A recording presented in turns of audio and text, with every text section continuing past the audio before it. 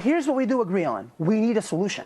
We need a, I'm undocumented, I'm on your show, right? Like, we need a solution to solve this problem. But Donald Trump spewing ignorant, and hateful things at the border is not that solution. What is the hate? Get specific, Jose. What specifically did he say that was filth and hateful? You just listed that Washington Post poll, right? 84% of Latinos do not, which is why when Donald Trump says they love me, who is he talking about? By the way, there are 33 million Latinos in this country. How is that hateful or filth? I just want to zero down on it, Jose, because that's just this broad brush that people use. Because here's what's happening. When he talks about the rapists and the murderers, who exactly was he referring to? He was referring to... You don't deny that some illegal immigrants who have come across the southern border are rapists and murderers. But that's like saying that's like any group of people. We can pick on any group of people and like take 5, 6, 7, 10 examples of it.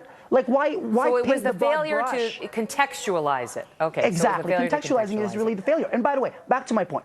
34 million people in this country, Latinos of Mexican descent. 22 million of them are U.S.-born American citizens, right? When they hear that kind of language from Donald Trump, what do you think they think? Well, I guess it depends on who you ask, because there's some Nevada Hispanic Republicans who don't seem to have a problem with it at all. Well, but they don't speak for everybody. They don't speak for everybody. Jose, it's great to see you. Great to see you. Thanks for having me. Ann Coulter is also here. She has a different view. And first, let's just start with Trump. There's a lot to get to, including the president yesterday, expanded the rights of illegal immigrants already in this country in the face of heart-wrenching testimony we saw on Capitol Hill this week saying, please, please crack down. Instead, he basically went another direction. I want to get to that with you. But Trump, your take on today. He's fantastic, and he's absolutely right that of Hispanics who are eligible to vote and would ever in a million years consider voting Republican, he'll probably get more of those votes than any other Republican running right now. Because as I've said a million times, the main proponents of amnesty and our current legal immigration system, which is dumping millions of extremely poor people and low-wage workers on the country, are their fancy bosses in New York and San Francisco and L.A. who want the cheap maids, cheap nannies, cheap workers. The workers themselves could use with a little less competition. I hear Republicans, politicians talking about how we have to get up the minimum wage. There's an easy way to have the minimum wage rise on its own. Stop dumping low-wage workers on the country. What do you make of Jose's point, though, where he says, look, he's mad that Donald Trump didn't put the numbers to it and say, okay, because he says you can say there are rapists and murderers in any group in the country. You could do it by race, you could do it by class, you could do it by gender, and of course it would be true. Well, yeah, but for one thing, was he in studio with you? Because this must be awful living in the shadows. He has his own show on MTV. You're getting driver's licenses across the country. You can become a lawyer in California. How about getting Donald Trump to arrest Jose? We could start right there. The point is, yes, any group will have rapists, but these aren't people who have any right to be here. The motto should be, there are way too many and there shouldn't be any.